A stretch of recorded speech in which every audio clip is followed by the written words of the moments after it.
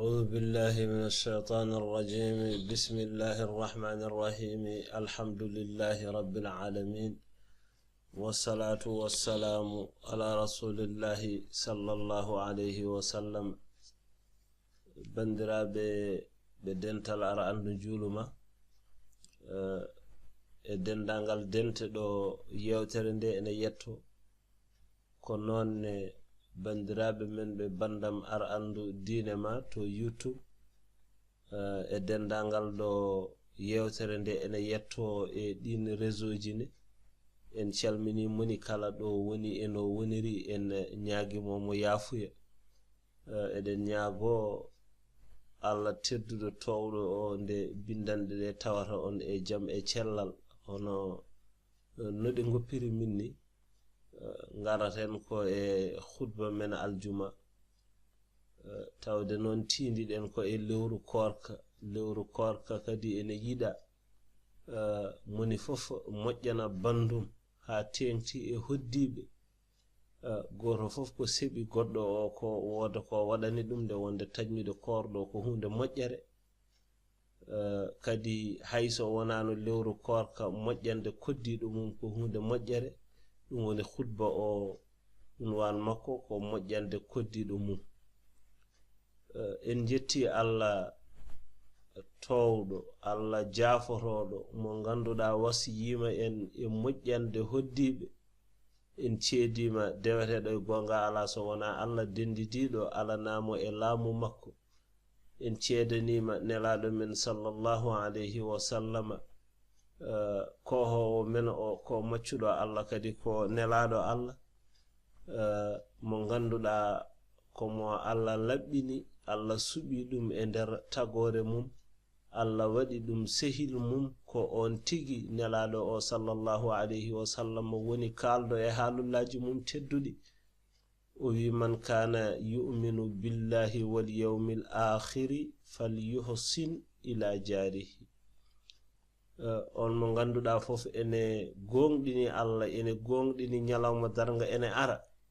yo moƴƴan koddiɗo makko nde wonde so tawi omo gonɗini ɗeɗo gueɗe, so moƴƴani koddiɗo makko so yeehi mawo taw toon jobdi makko, so bonani koddiɗo makko ne so yeehi mawo taw toon jobdi makko. En ñaagima Allah towɗo o yo kisal e yurmede e barkeji Allah yo gon e kohowo men o Muhammadin sallallahu alayhi wa sallam, annabi Allah tedduɗo, joom jikku moƴƴo, joom tagore ɓurde towde, wona e koreji makko, wona e sahabaɓe makko tedduɓe moƴƴinɓe, wona e kala dewɗo e mabɓe ene moƴƴini ha ñalawma jobdi. So ɗum ɓenni mi wasiyima on bandiraɓe no mbasiyortomi horam kulol Allah towɗo o.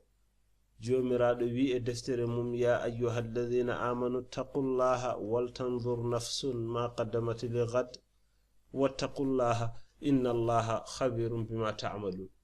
e heymon gonɗinɓe Allah, ñiɓe e kulol mon Allah, yo goto fof ndaara ko ardinani hoore mum jango, kule Allah, gande Allah ene humpiti kala ko golluɗon. ɗum noon gollire Allah kadine kala ko oɗon golla. mbiɗen e heymon julɓe gande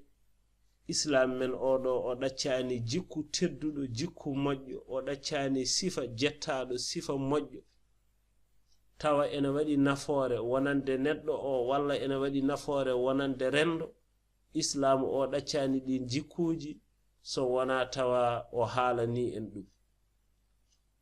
O ɗaccani jikku bonɗo walla sifa kadi mo ganduɗa ko jasɗo bonɗo mo ene lorla neɗɗo o e teelɗal walla ene lorla rendo. Islam o ɗaccani on jikkude so wona taw haɗi en ɗum. Ene jeeya e jikkuji moƴƴi ɗi ganduɗa Isa jomiraɗo o yamiri en, ardi ene Islam Allah yamiri en, haali ɗum e deftere mum teddude. nelaɗo o sallallahu alayhi wa sallam faccirani en ɗum e haalullaji mum laaɓɗi laɓɓinaɗi, haalullaji kadi ngarɗuɗi, holɗin jikkuji moƴƴande koddiɗo, timminande koddiɗo haqqi mum, andande koddiɗo fodde mum, wa musharakatuhu fi alamihi wa amalihi ndenda e makko e musallaji makko ndenda e makko ha joni e njortoji makko alhaaliji makko ko nonne wo sa'iri ahwalihi e dendangal alhaaliji makko ndenda e koddiɗo ma tintinamo bi annahu la ya'ishu wahdahu wande o wurani kanko goto wonɓe o wondi kala ko wawi hebde so belemma o anda wonɓe o wondi so metterene o tina wonɓe o wondi ɓen enen gondi e makko kala ko wondi ɗum woni o anda ɗum ngandinamo hawlahu ahaduhu alladhina yartabituna bihi wa yusharikunahu usrahu wa yusrahu nana sar makko koreji makko wonduɓe makko ñibduɓe makko ɓe ene ndenda e makko yaajende makko e faaɗende makko kala nde wonde Allah tedduɗo towɗo o haali e deftere mum teddude o wi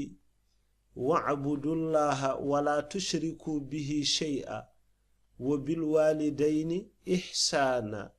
wa bidhil qurba wal yatama wal masakini wal jari dhil qurba wal jari al junubi was sahibi bil janb ndewe Allah hoto ndendidine e Allah hay batte Allah wi kadi moƴƴene jinnaɓe mon e moƴƴangol moƴƴene bandiraɓe mallodaɓe kadi ne moƴƴa noon alyatimeɓe moƴƴene miskino fof ko noonne kadi moƴƴene koddiɗo joom bandiragal joom mallodal mo kodduɗa onon ɓadodiri wiyama koto bandiragal wiyama ala ko koddiɗo mo ganduɗa onon ɓadodiri galleji wal jaril junubi koddiɗo ma kadi goɗɗuɗoma mo ganduɗa galleji mon ene besudiri seeɗa kono tawde ko capannayyi galle walla ko manki ɗum ha joni ko koddiɗo ma ɗum noon on ne moƴƴan ɗum wasahibi bil jambi wiyama ko joom suudu ma on ko koddiɗo ma mo ganduɗa ko e sarma woni wiyama ko mo cetodirɗa e lawol no wayi fof kadi ko e hoddiɓe onne ko moƴƴanteɗo wadde noon ɗum ɗo ko yamirore labde ummorade Allah towɗo o fewde e jiyaɓe makko yoɓe ndewmo kanko goto horoɓe ndendidinmo e haydara yoɓe moƴƴan jinnaɓe mabɓe ɓe moƴƴana bandiraɓe mabɓe ɓadiɓe ɓe moƴƴana kadi hoddiɓe mabɓe foti koddiɗo o ko koddiɗo ɓadiɗo walla ko koddiɗo goɗɗuɗo ko koddiɗo joom enɗam walla mo wona joom enɗam on jiidani haydara koddiɗo ma mo jiidoɗa on haqqeji ɗiɗi nan hen haqqe jiidigal o e haqqe koddigo walla koddiɗo ma julɗo kadi ko haqqeji ɗiɗi goni ɗon haqqeji wonde mo julɗo nde e haqqe kadi koddigo ngu koddiɗo ma keefero noon ko haqqe koddigal ngal tan kam woni ɗon kono on haqqene ko deneteɗo ɗum woni foti koddiɗo ma o musliman kana am ghayra muslimin ko julɗo walla o wona julɗo haqqe koddigo ngu kam timmin ɗum so tawi ko julɗo yuhsinu ila jiranihi jami'an julɗo ene yamira yo moƴƴan hoddiɓe mum fof multaziman bidhalika tawjihati wa awamira dinihi tawa so moƴƴaniɓe ko wadde yamirore e kuccingol ngol diine makko huccinimo yo huccu e moƴƴande ɓe holo on diine makko oñiɗo diineji fof dari huccude e jomiraɗo tedduɗo towɗo o joni ko e khutba men moƴƴande koddiɗo ko hunde ɗaɓɓande e meɗen nde wonde ko noon nelaɗo o sallallahu alayhi wa sallam wi moƴƴande koddiɗo ko hunde ɗaɓɓande e men ko noon nelaɗo o sallallahu alayhi wa sallam wi o wima zala jibrilu yusini bil jari hatta dhanantu annahu sayuwarrisuhu serani sayidina jibril ene arayyam ene wasiyomi koddiɗo ha jakorimi wonde somi hoti e jomam ma o ronno koddiɗo o mbiɗen jiyaɓe Allah ganden moƴƴande koddiɗo moƴƴande koddiɗo ko yamirore ɗaɓɓade e meɗen haqqi koddiɗo e maɗa kadi an kodduɗo e makko o ene mawni sabu ene yamira e ma so koddiɗo ma wallini mama ya wallumo so luɓi mama walla o ñamli mama ya ñamlumo walla dokkamo so harujini e ma ya notomo so tawi belemma heɓimo ya weltanomo beltinamo so jippima e makko musibane ya muññirmo kadi nduwanoɗamo woni ya muññirmo so tawi o rafama ya njuuroɗamo so hoti e joomi ko ndusamo neɗɗo ne kadi yamiraka jangtade e koddiɗo mum so wona moƴƴere so aɗa haalta caggal makko haal moƴƴere tawde kay ko ɗum woni ko ganduɗa e makko so wona ɗum ne ene joguino yahata ha yettoyo haalde ko andi e joomum ene joguiɗo rewate kono so yettaki toon kam kaɗa haala e koddiɗo ma fof haal ko moƴƴi hoto jooɗo caggal makko aɗa ñohamo aɗa haala e makko ko boni ene jeeya e maale imanagal neɗɗo moƴƴandemo koddiɗo makko ene tindina oɗo ene jogui gonɗingol Allah so tawi o moƴƴani koddiɗo makko wasilatuhum wa ta'ahuduhum biziyarati jokkade koddiɗo aɗa yaha juuroyade ɗum ɗum ne kadi ko hunde moƴƴere kadi ko hunde ɗaɓɓande e koddiɗo ene yamira kadi jomum o yaha ene juuro koddiɗo mum wor rifqu wallinu fi muamalatihim so aɗa liggodira e mabɓe kadi newodira e mabɓe koddiɗo so ɗon liggodira kadi newodire wo hifdu hurumatihim rende hurumaji hoddiɓe ɗum ne kadi koko waɗɗi ko noonne wal gaddu an maharimihim mernude gite mum e hurumaji mabɓe mbasa wiide aɗa sunno ko ɓe jahara ɗum ne kadi ene waɗɗi e neɗɗo nelaɗo o sallallahu alayhi wa sallam o wi khayrul jirani inda allahi khayruhum li jarihi ɓuri moƴƴude e hoddiɓe fof ɗo Allah ko koddiɗo ɓurɗo moƴƴande koddiɗo mum mbiɗen e heymon julɓe ganden lorlude koddiɗo ko e geɗe ɓurɗe sattude añede jeeya koye jikkuji ɓurɗi bonde jeeya koye sifaji kadi ɓurɗi ñiŋede jeeya daganaki julɗo nde o toñata koddiɗo makko walla o lorla ɗum wona to ɓernde mum wona to ɓandu mum wona to jawdi mum daganaki mo lorlude hen koddiɗo makko kadi daganaki julɗo wiide ene rewindo sirruji koddiɗo mum ene ñukkindo ene rewindo ene witta nder makko ala daganaki julɗo wala yahtalisu nadara fi darihi kadi horo wujju ndarande e galle janano yaade ene yongo miruji ene ƴeewa galle janano ɗum ne kadi a yamiraka ɗum wala yahdiru bihi horo hodomo e makko walla e galle makko horo jamfomo hen aw yusilu sharra wa su'a ilayhi wodanani mo yettinde bonande walla caɗele fewde e koddiɗo makko nelaɗo o sallallahu alayhi wa sallam o rentini en dentingol cettugol e lorlude koddiɗo o rentiniri en ko wondi gondoje tati kanko nelaɗo o sallallahu alayhi wa sallam holko wondani wonde imanagal timmani holmo imanagal mum timmani on mo ene lorla koddiɗo mum mo ene bonna gollodiral hakkunde mum e koddiɗo mum biyeteɗo abi shurayhin al-adawi radiyallahu anhu o wi anna nabiyya sallallahu alayhi wa sallam qala wallahi la yu'minu wallahi la yu'minu wallahi la yu'minu nelaɗo o e mangu mum e teddungal mum ngal Allah hokki ɗum o wi mi wondiri Allah gonɗinani Allah mi wondiri Allah gonɗinani mi wondiri Allah gonɗinani sahabaɓe ɓe mbimo waman ya rasulallahi hol on mo gonɗinani nelaɗo qala nelaɗo o sallallahu alayhi wa sallam wi alladhi la ya'manu jaruhu bawa'iqahu mo koddiɗo mum hoolaki musiba mum mo koddiɗo mum hoolaki jamfa mum woni bawa'iqahu ko sururahu wa ghadarahu jamfogol e bonande jomum koddiɗo maɗo woni fof ene doga jamfa ma ka jamforoɗo walla ka neɗɗo bonɗo oɗo de gonɗinani Allah taw biyeteɗo Abi Hurayrata yo weluyi Allah won e makko o wi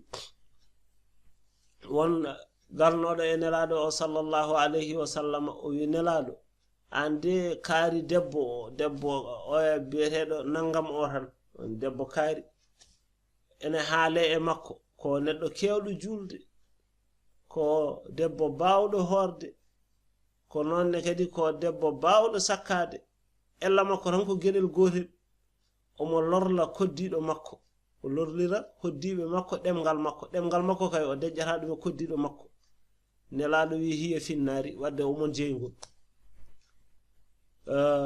o wi goɗɗo one oɗo de kam kañumne ene haale e mum ene famɗi korka de heewani ko sakki julde ko saha o heewani julde ele no feewi naafilaji o wona kewɗo ɗum kono noon hay sadaka makko ɓurtani sabu ko kosam jornaɗam seliya seeɗo ittata o sakko sa yiɗi mbiya ɗum seliya ko taƴirinde tan kosam jornaɗam sabu tasaddaqu bil aswari minal aqiti ko e taƴirinde e kosam jornaɗam ɗum ɓe mbiyata noon ɗum woni seliyayal seeɗo ittata o sakko kono noon kam omo andira wala tu'dhi jiranaha bilisaniha ɗemgal makko kam omo jaggi ɗum e hoddiɓe makko o toñata ɗumen nelaɗo wi hiya fil jannati on nanto aljanna bawnoɗo sakkade bawnoɗo julde o ene lorla hoddiɓe mum wiyama nan jeygol mo heewani julde ele heewani sadakuji o wiyama nana aljanna sabu lorrata koddiɗo mum wadde noon rende ɗemgal mum e koddiɗo mum ko hunde moƴƴere wa min al umuri allati la yardaha al islamu ene jeeya e gueɗe ɗe ganduɗa islam welatake ɗum en weltanta ko jomum en so mbaɗi alkhisamu baynal jirani duko hakkude hoddiɓe islam yiɗa ɗum nde wonde duko addata ko tikkodiral hakkude mabɓe soɓe tikkodiri addana yaafede ɓe nde nemnede bakruji mabɓe nemne yaafede sabu nelaɗo o sallallahu alayhi wa sallam o wi inna allaha la yattali'u fi leylati nisfi min sha'bana nduɗo lewru ndu gonɗen jamma 14 ene jofi 15 wiyama ko jamma 15 o Allah ene ƴellito hen e tagore mum so ƴellitima e mabɓe o yaafo tagore nde fof so wona dendi dinɗomo e goɗɗum walla ɓe ganduɗa ko tikkodirɓe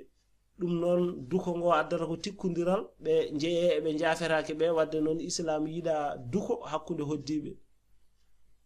ala gueɗal e islam duko hakkude hoddiɓe islam jaɓani ɗum wadde noon holko islam yiɗi hakkude hoddiɓe islam yiɗa duko yiɗa lornugol koddiɗo yiɗa weñere hakkude mabɓe islam yiɗi ko beldal yiɗi ko gurdigal moƴƴal hakkude mabɓe ɓe koddira no moƴƴi enen noon eɗen e sifaji gurnameje guuraɗe hande eɗen goni e haajuji e hesɗitinde ko jinnaɓe ɓe gonno e mum en e moƴƴingol koddigu ɗum woni ko waɗɗi e men sa ƴeewi rendoji men ɗi no ɗi mbayini hayso eɗen limtini leƴƴi nana limtini mbadiji nana limtini fofde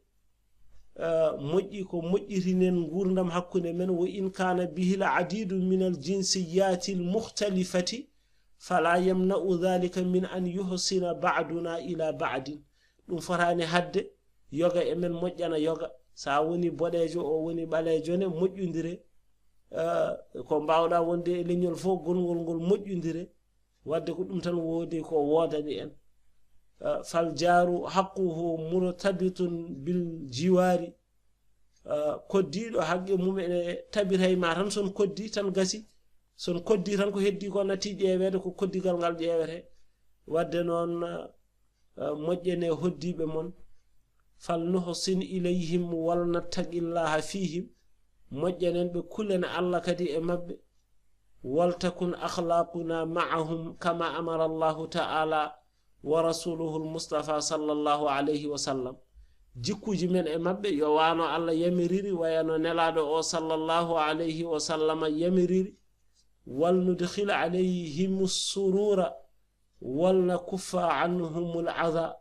baden fere jeewen weltinde hoddibe men jeewen surandebe loruji men basen yettindebe wal nadfa'a anhum al-bala'a wal nahfaz hurumatihim nduncenen be cadele ndenen hurumaji mabbe